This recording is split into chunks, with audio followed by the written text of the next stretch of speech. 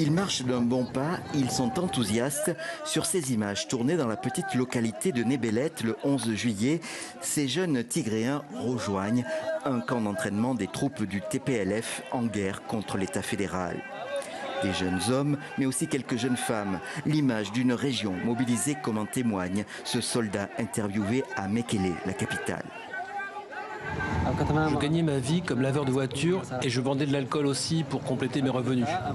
J'ai rejoint l'armée parce que les forces ennemies ont violé nos sœurs, pillé nos biens.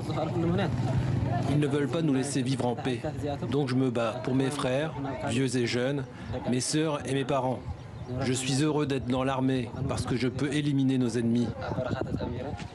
Dans cette région quasi inaccessible aux journalistes, les dirigeants du TPLF ont aussi fourni ces images de prisonniers de guerre de l'armée fédérale éthiopienne rassemblée. Le Tigré, contrôlé par le parti TPLF, avait été attaqué en novembre dernier par l'armée fédérale. Mais à partir de fin juin, les forces rebelles pro-TPLF ont repris Mekele, puis une grande partie du Tigré, débordant même à l'ouest et au sud sur des territoires disputés avec la région Amhara.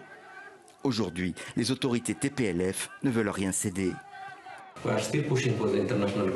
Nous demandons encore à la communauté internationale d'agir pour que les forces éthiopiennes se retirent des zones disputées du Sud. Mais s'ils n'en ont aucune intention, nous ne pouvons pas attendre longtemps. Au final, s'ils ne s'en vont pas, nous nous battrons pour nettoyer notre terre de ces envahisseurs. Alors que le gouvernement fédéral a mobilisé des troupes régionales pour une éventuelle contre-offensive, un autre drame se déroule à bas bruit, la crise humanitaire. L'ONU affirme que la famine touche désormais 400 000 personnes au Tigré et l'aide d'urgence a beaucoup de mal à être acheminée.